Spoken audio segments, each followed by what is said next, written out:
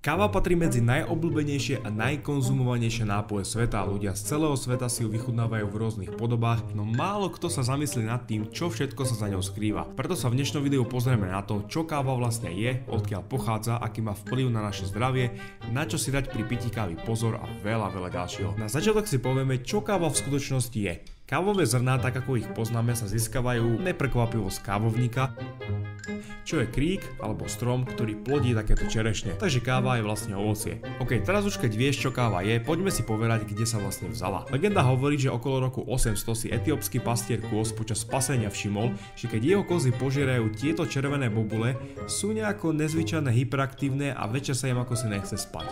Ten sa rozhodol, že ich potom sám ochutná a uveril si z nich aj odvar. Následne potom zistil, že jemu sa deje presne to isté.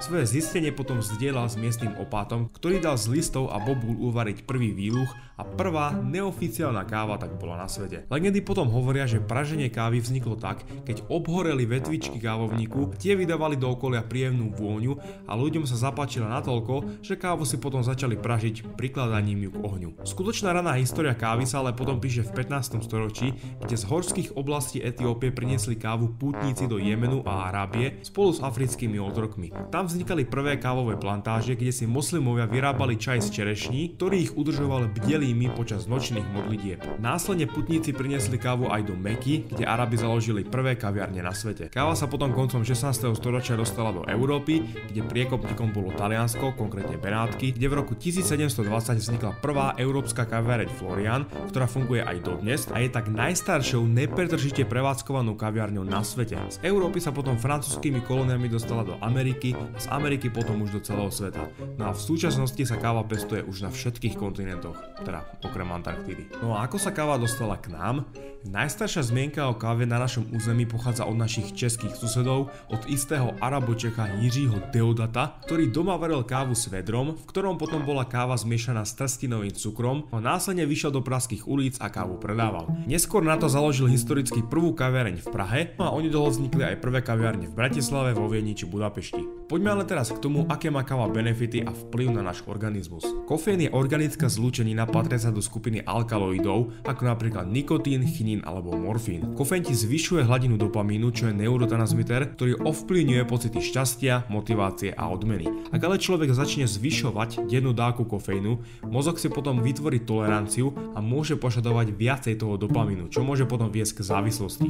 Hoci kofeín môže byť návykový, no prináša so sebou veľmi veľa benefitov. Bacha, to ale ešte neznamená, že je dobré mať na ňom závislosť. Káva má v sebe veľmi veľa antioxidantov, vitamínov a minerálov. Štúdia dokonca dokázali, že pitie kvalitnej praženej kávy, teraz myslím naozaj kvalitnej, nie praškovej alebo zalievanej, dokáže znížiť poškodenie DNA o niekoľko percent, chráni pred neurodegeneráciou, astmou, ochorením pečene, rôznymi druhmi rakoviny, cukrovkou, mŕtvicou, pomáha aj pri chudnutí, znižuje riziko Parkinsonovej choroby a demencie, zvyšuje výkon, zlepšuje produktivitu a kreativitu, sústredenie a veľa ďalšieho. Lenže to ešte neznamená, že všetko je tým pádom dokonalé, pretože káva môže rovnako škodiť ako prospievať a hlavný rozdiel medzi liekom a jedom je v množstve, ale hlavne v načasovaní, v akom kávu piješ. Keď príjmeš do tela kofeín, v tvojom tele sa spustia viaceré procesy. Pri jeho spracovaní v pečení vznikajú 3 látky.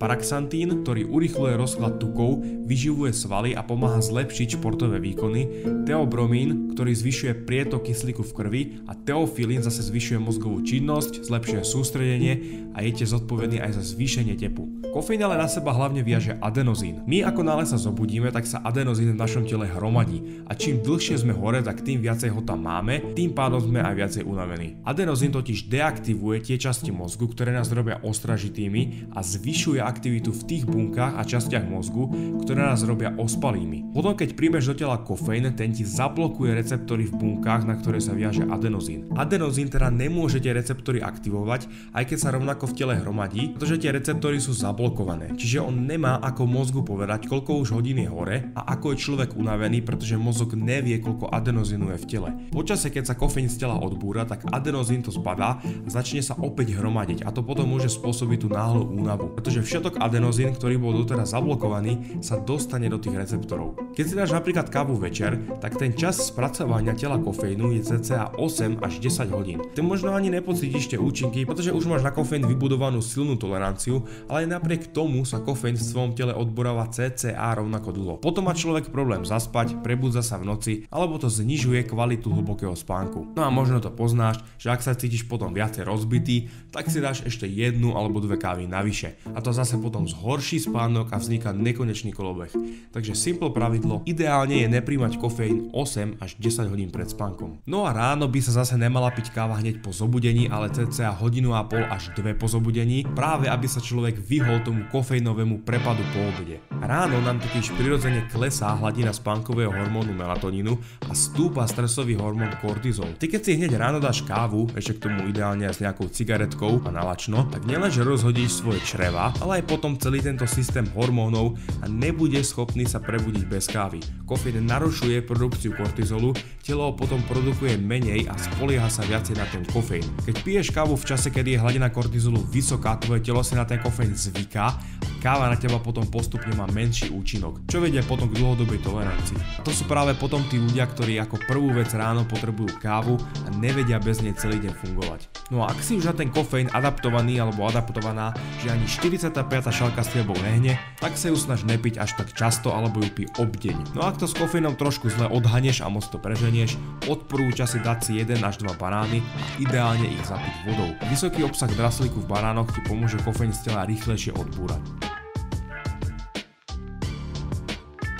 Všetko začína nečakane na kávovníkových plantážiach a hoci existuje viac ako 60 druhov kávovníkov, káva sa vyrába hlavne z troch: Arabika, Robusta a Liberica. Najznámejší je ten arabský, ktorý poskytuje najkvalitnejšie zrná a tvorí až 70% celkovej svetovej produkcie kávy. Aby bola káva čo najlepšia, záleží nielen na odrode, ale aj od spôsobu zberu, spracovania a praženia. Ak by si chcela alebo chcela prečítať viacej o zbere, spracovaní, následnom exporte a samotnom pražení kávy, pozri sa do popisku videa, tam ti hodím pár odkazov, pretože vysvetľovať celý tento proces by bolo fakt na dlho. Každopádne v skratke len poviem, že cesta kávy začína zberom plodov, buď ručne alebo mechanicky, následne sa kávové bobule spracovávajú rôznymi spôsobmi, potom sa lúpu, triedia, leštia a exportujú a dostávajú sa do procesu praženia. Po pražení je už teda káva hotová a zabali sa do vakuových sáčkov a potom sa už teda predáva do kaviarní alebo do obchodov. A na úplný záver si povieme ešte pár zaujímavostí o tomto lahodnom moku. Brazília je najväčším producentom kávy na svete, za ňou nasleduje Vietnam a Kolumbia.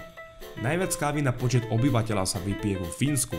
Skôr než sa káva pila, slúžila pôvodne ako potravina. Údajne prvá kaviareň na svete bola otvorená v roku 1475 v tureckom Konštantínopole, teda v dnešnom Istanbule. Aj káva oslavuje svoj deň. Medzinárodný deň kávy oslavujeme 1. októbra. Káva je nápoj s nulovým obsahom kalórií, ak si tam teda nepridáš mlieko či smotanu, alebo ak nejdeš do Starbucksu. Káva je údajne po rope druhá najobchodovanejšia komodita na svete. Najdražšou kávou na svete je cibetková káva Kopilová, vyrábaná z bobkov cibetky, no niektorí zase hovoria, že najdražšou je Black Ivory, vyrábaná zase zo sloních bobkov. Káva môže aj za vznikom prvej webkamery na svete.